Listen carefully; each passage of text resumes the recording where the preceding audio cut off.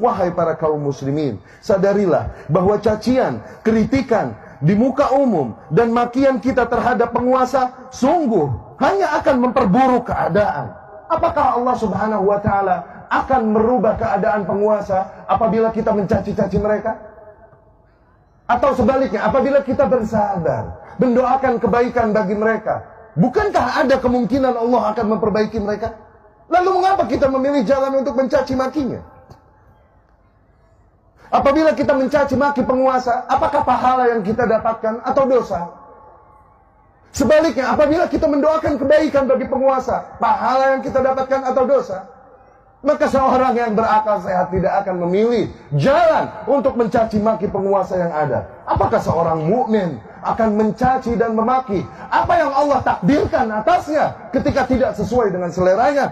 Maka ikhwani rahimakumullah, dengan ini, di hari kemenangan ini, di hari fitrah ini, kami tegaskan bahwa kami ahlu sunnah berlepas diri dari mereka yang turun ke jalan dan mencaci memaki para penguasa dengan menyerukan takbir.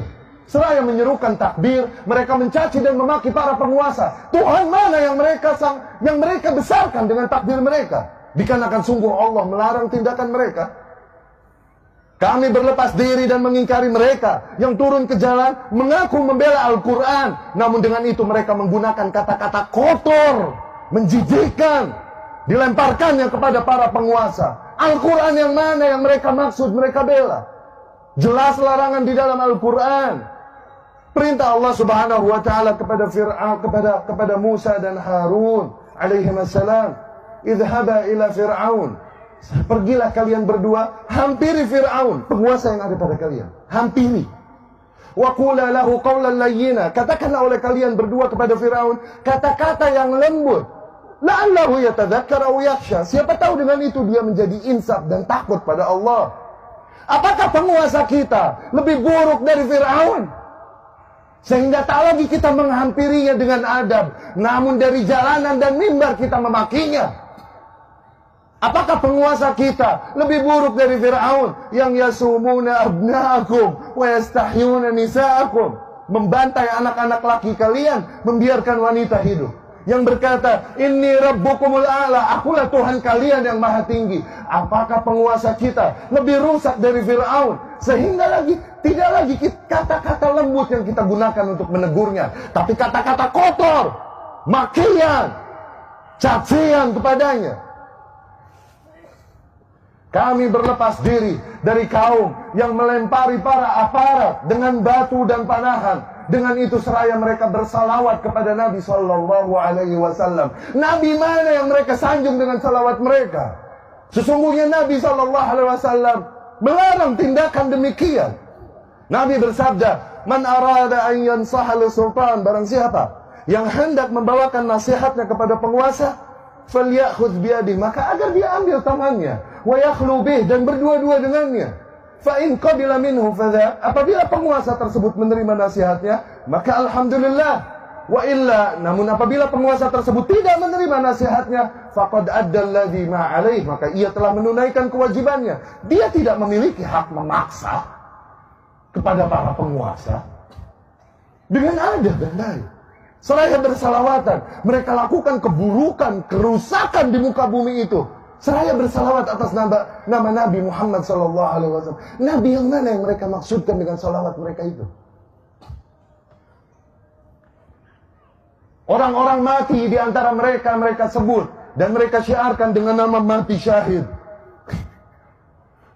Dikarenakan tindakan yang mereka lakukan katanya adalah jihad fisabilillah. Sungguh para aparat yang berjihad menghalau kalian yang hendak membuat pintu kerusakan dan fitnah pada umat. Aparat yang berjihad, bukan mereka. Adapun yang mati di antara mereka, sebagaimana Rasul katakan, man mata walaysa ala unuqihi bai'ah.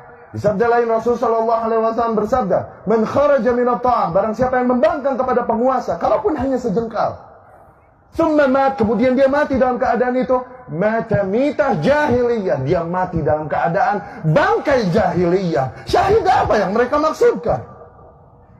Nabi mana yang mereka jadikan tuntunan untuk tindakan mereka? Di mana mereka dari anjuran Allah dan Rasulnya ini sallallahu alaihi wasallam? Ikhwati rahimakumullah, demi Allah banyak nilai yang ingin kami sampaikan. Namun dikarenakan terbatasnya waktu, kondisi, maka kami cukupkan sekian. Terakhir kami pesankan sebuah pertanyaan. Tanyakan ini pada diri kalian masing-masing.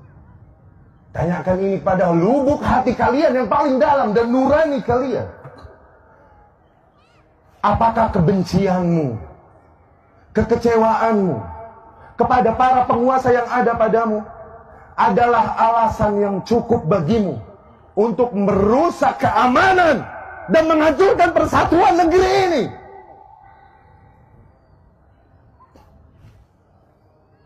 Apakah semua kebencianmu dan kekecewaanmu reason enough, adalah alasan yang cukup bagimu untuk ikut memberikan sumbangsih dalam tindakan-tindakan yang mengacaukan persatuan negara, mengancam keamanan negara, membuka pintu fitnah, penjarahan, dan lain-lain? Demi Allah, mereka yang bergerak dengan nama Islam sama sekali tidak mewakili ajaran Islam yang mulia ini.